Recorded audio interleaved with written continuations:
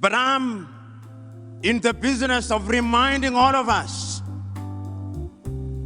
that a prayer breakfast can become an annual ritual without more.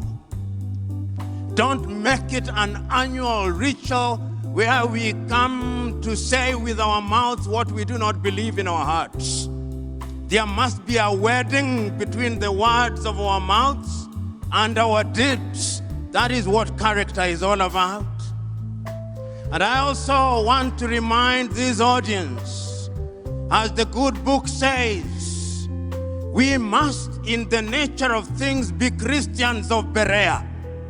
If you read the Acts of the Apostles, Paul says that he liked the Christians of Berea because whenever the word had been preached, they went out and read the word to confirm if what had been preached was true. And I also want you to go and read. We are talking about character and the followership. Throughout the ages, men and women have followed evil men. And these are those days that we must warn ourselves. I am encouraging you, if you are a Christian of Berea, go and fact check what I'm saying.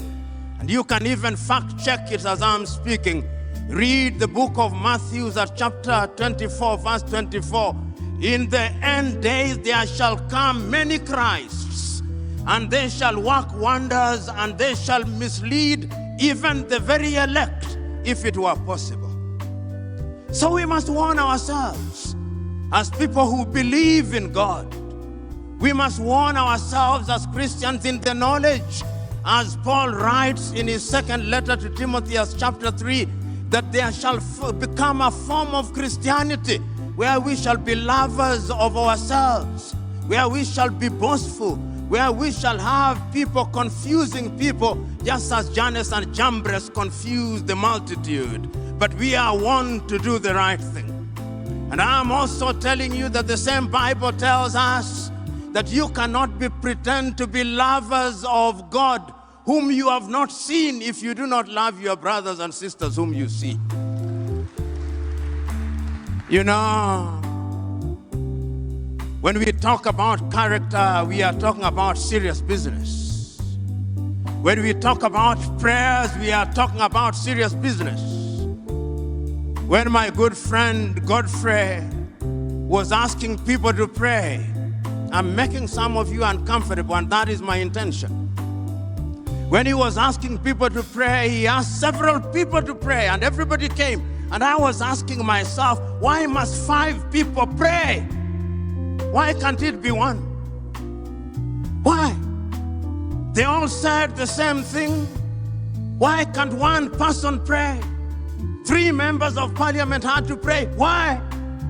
Is God deaf? Must we repeat things to God? Are we like the latter-day Pharisees who pray that men may listen to us? Let us not use prayer breakfast to mock God. Let us use prayer breakfast to say that which is right and to speak the truth to all of us. I'm saying all these because we must say it, because we must not shy away from the truth. You know, and before I turn to my subject for 5 minutes, when Christ himself is asked, teach us how to pray, he prays in less than a minute. Our Father who art in heaven, hallowed be thy name. Thy will be done on earth as it is in heaven. Give us this day our daily bread. Full stop, just pray. All these things that we are in the business of asking, God knows before you ask.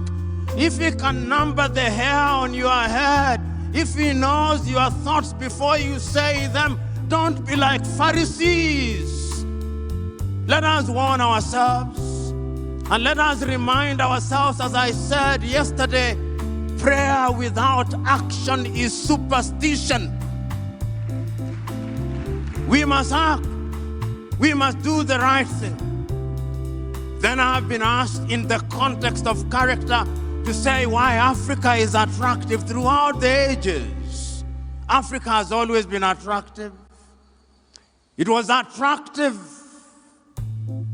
to the Greeks. They came here and they created their philosophy. Then they called it Greek philosophy. The Romans were here. Christ himself, in the days of adversity, came here. Muhammad, the founder of Islam, was here. The Chinese were here. The Arabs were here. The Portuguese were here. The Spaniards were here.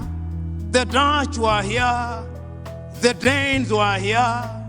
The English were here. The French were here. The Germans were here. This is the mother continent. It's the cradle of humanity. And whenever they have come here with religion, which they have manipulated. And I want to submit and agree with Desmond Mpilo Tutu that God is not a Christian. No, God is not a Christian. God is too big to be contained in human-made religion. God is not a Muslim.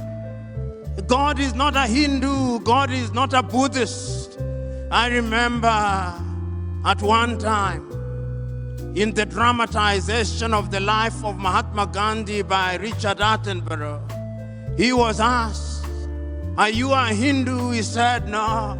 When I was young in Gujarat, I remember attending a temple where the preacher on that day referred to the Christian Bible, referred to the Hindu Gita, and referred to the Muslim Quran, referring from one book to the other, as if it did not matter which book was being read as long as God was being worshipped."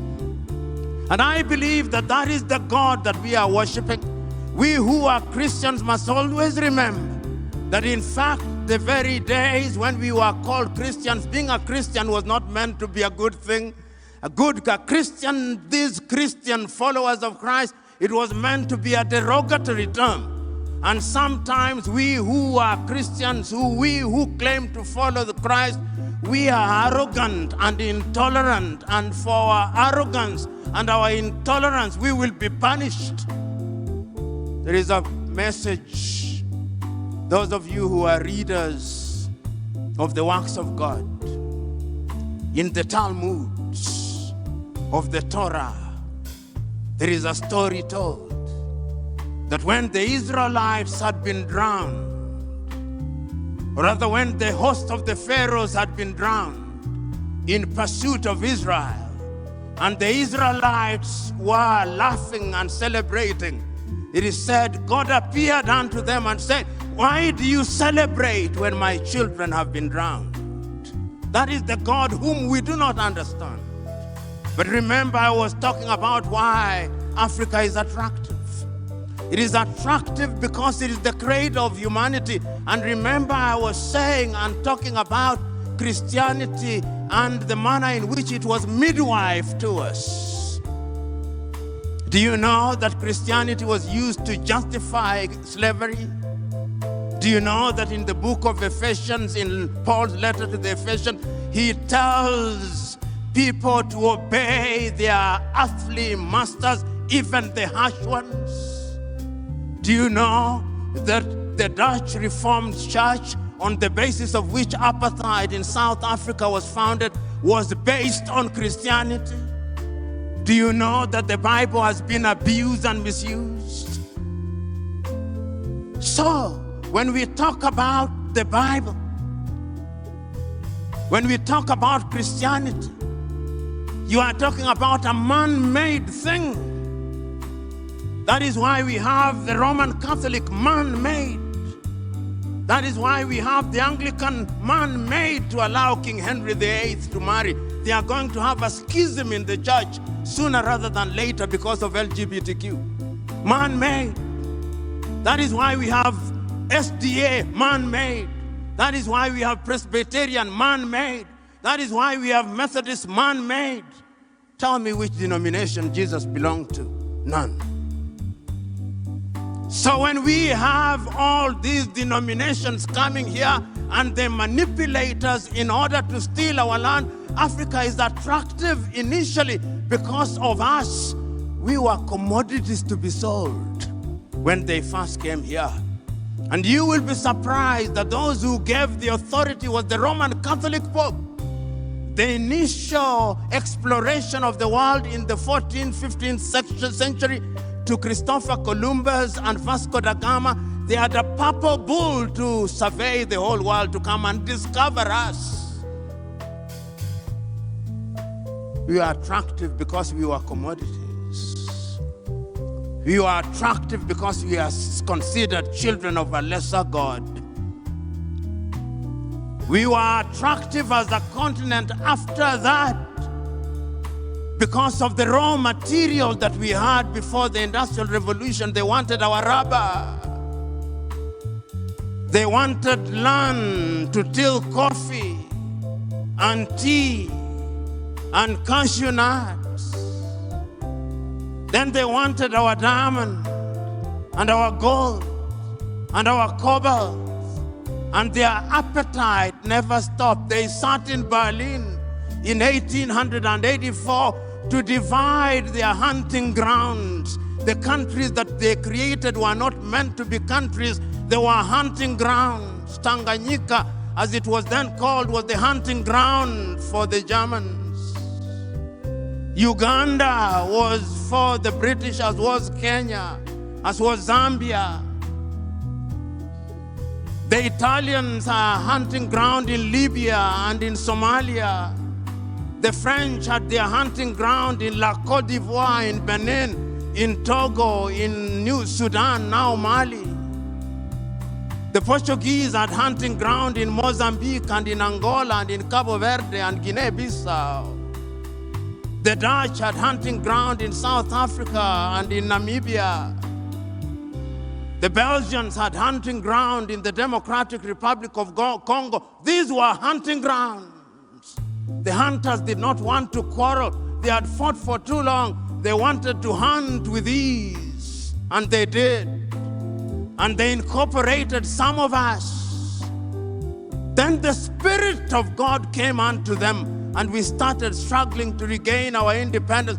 In the intervening period, our kith and kin had been taken to the United States of America and to Caribbean. And they had been turned into slaves. They lost their language. They lost their names. You only have to watch Alec Haley's Roots, the story of Kinta Kinte, and know why they did it. Africa has been attractive for the wrong reasons. Then we regained our independence. And no sooner had we regained our independence than they tried to disrupt us. Did they not kill Patrice Emery Lumumba 10 months after? Did they not kill Sylvanus Olympio 1 year after independence? Did they not overthrow Kwame Nkrumah in 1966? Did they not use their agents to overthrow Nnamdi Azikiwe and kill Tafawa Balewa and Ahmadu Bello in Nigeria? Was there not a mutiny on a single day in East African countries in 1964 when they wanted to overthrow the government of Tanganyika, Uganda, and Kenya? They were here, the colonialists, because they had lost their hunting grounds and they were coming back. Did they not mount coups in order to regain their hunting grounds? Africa is attractive because of our resources.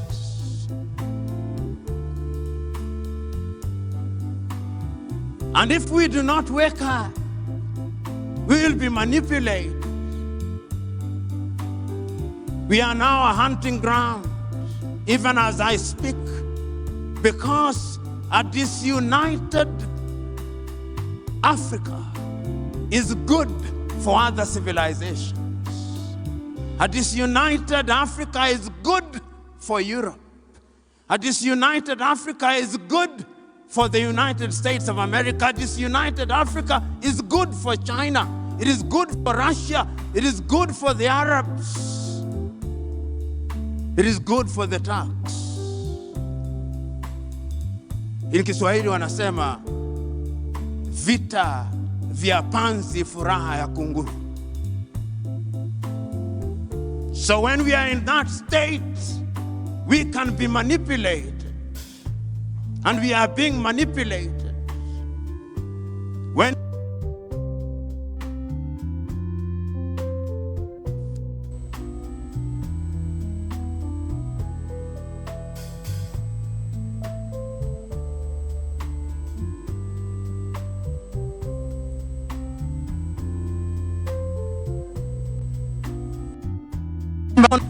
Christ will come and he'll say, I gave you, what did you do with it? And we'll say that we are praying and fasting. No, he will not listen to us. The last time I checked, Paul was preaching, praying, and writing letters, and also making tents. Which is the tent that you are making? I can go on and on, but your attention span has suffered and is suffering. So I must conclude. Conclude by telling us that we have lamented for too long as Africans. We have blamed others for too long. The time is now to blame ourselves. For nearly 60 years, we have elected in many countries men and women who ought not to be elected. I remember in 1995, when the great Mwalimu Nyerere was invited at a meeting of his party, Chama cha Mapinduzi, to give his ideas on who ought to be elected as the third president of the United Republic of Tanzania. Mwalimu said many things, but among the things that he said was character. Who do you elect? The African electorate's affinity to thieves is without rival in this world. When you are a thief in Africa, the electorate loves you. When you are a liar in most African countries, the electorate loves you. When you incite people on the basis of ethnicity and tribalism, the African electorate in many countries loves you. When you incite people on the basis of religion, many people in the electorate in Africa love you. When you divide people along gender lines, the electorate in Africa loves you. The ghost of ethnicity, the ghost of corruption, those who claim that they can pray ghosts out, this is the opportunity to pray. Exercise those ghosts. Otherwise, pray no more. Exercise ghosts no more. Because that is what Africa needs. And I've said, and I'm saying it again, the things that require technology will not be achieved through theology. You are not going to pray the 5G to come into being. No. God gave you the ideas because your mind is what God gave you, and we are created in God's image. The image that God talks about is not about how we look. How can God possibly look like me? How can God possibly look like you? Ladies and gentlemen, in order for Africa to realize our potential, we must wake up. Because when we wake up and we are united, we are going to be masters of our own affairs. We are going to be masters of our own resources, and we can only do that through unity. Not the unity of the graveyard where we do not disagree. We will disagree. But remember, ideas must be cross-pollinated and cross-fertilized. It is in civil disagreement that one good idea overtakes another. And I have faith in Africa. I have faith in the young people sitting up there, knowing that this is an intergenerational battle. You are the young suckers that will grow when all these old bananas are dead, as Chinua Achebe said. This is a race which we have started, and you must win, and win we must. God bless.